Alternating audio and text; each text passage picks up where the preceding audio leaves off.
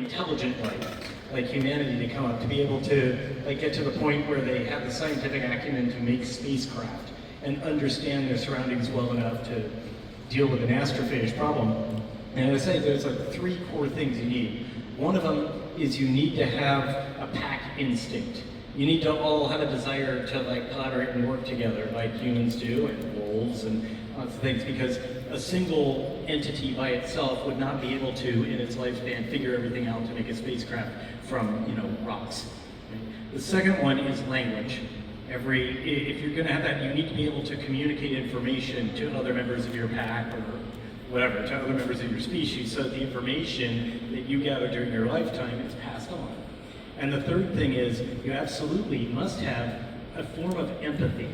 You must care about the other people in your pack, the other entities. You have to care about them, not just for your own selfish needs, but just an inherent desire to care for your fellow people, whatever species you are. And I believe that, thank you, and I believe that humans have that. We have all 3 of those. Maybe it doesn't feel that way, but hey, I sell positivity, that's my product. And I think that's what's necessary for an intelligent alien species to get into space. So Rocky has all of those qualities. This relationship is so key, obviously, to this story. Drew, how do you tackle writing these scenes between Grace and Rocky? Yeah, I mean, from a screenwriting point of view, this is a nightmare.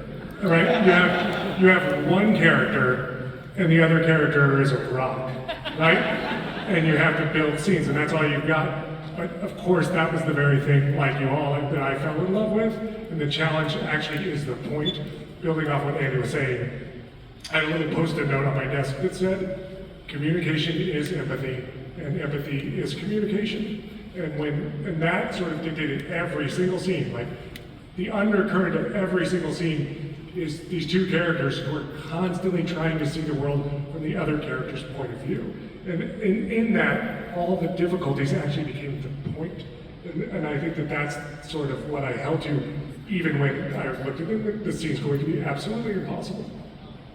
For you, Ryan, look, you've had some amazing screen partners. How does Rocky stack up? I mean, what is this relationship is huge. Talk to me a little bit about that relationship between Grace and Rocky in this.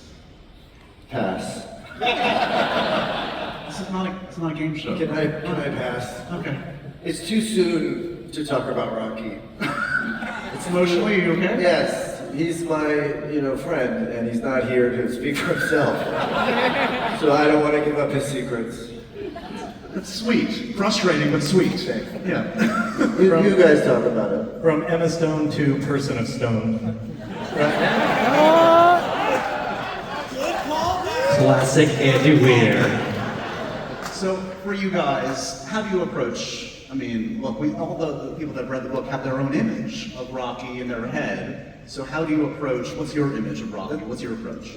One of the things that were really important to us is that the things that Andy created in his book would become like creative provocations to us that we honored. We never wanted to make our lives more convenient by changing something that Andy did. They always say, like, how do you care about a character that doesn't have eyes or a mouth or a face? And you're like, Pixar made you care about a lamp. It's possible. You got it. It's like, have you seen the Muppets? Yeah.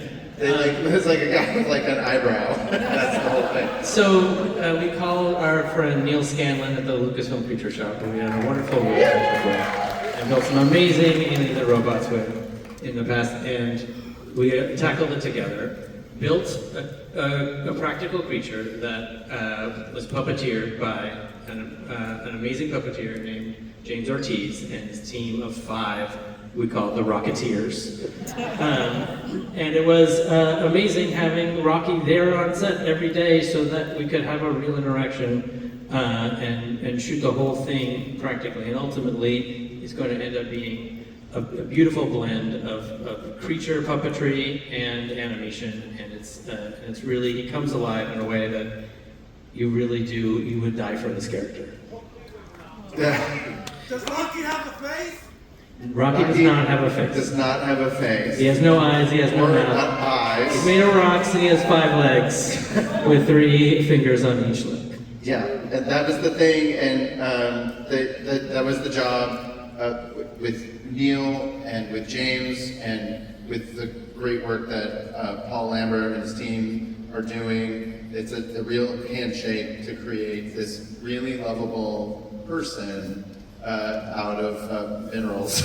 Because what's great about this movie is that there's so many things that make it harder to make. You know, all of the zero-G, all of the centrifugal gravity, all the characters that have to have a wall between them because their atmospheres are different. Everything that a regular movie would be like, oh, we can change that. We were like, anything that makes it harder, we're not going to change. We're stay true to it, and then that difficulty is what makes it interesting and makes it special. We kept saying like,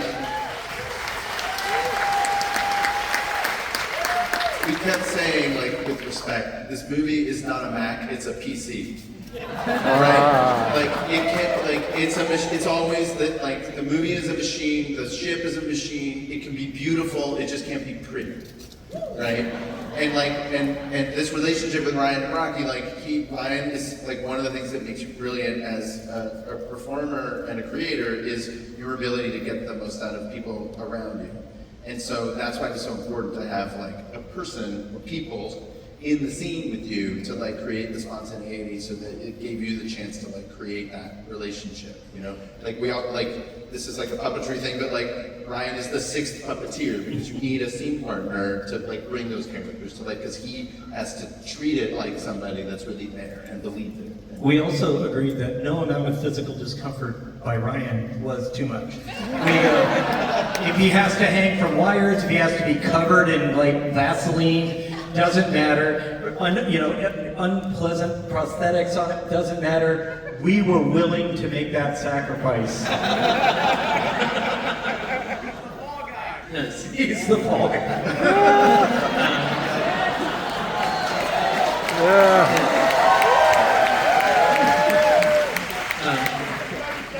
I know you don't want to talk more about We got a long campaign. right, but We want to keep it like somewhat of a mystery, but we do want to show you just a little bit of him. Would you guys like to meet Ryan? So no, and everything that we're showing you today is all from the first third of the movie. So you know that there's a lot more twists and turns, and as the people who read the book know, there's a lot. The relationship between these two characters is the heart of the movie, and we're just giving you the very beginning of a taste. All right. 3, 2, 1.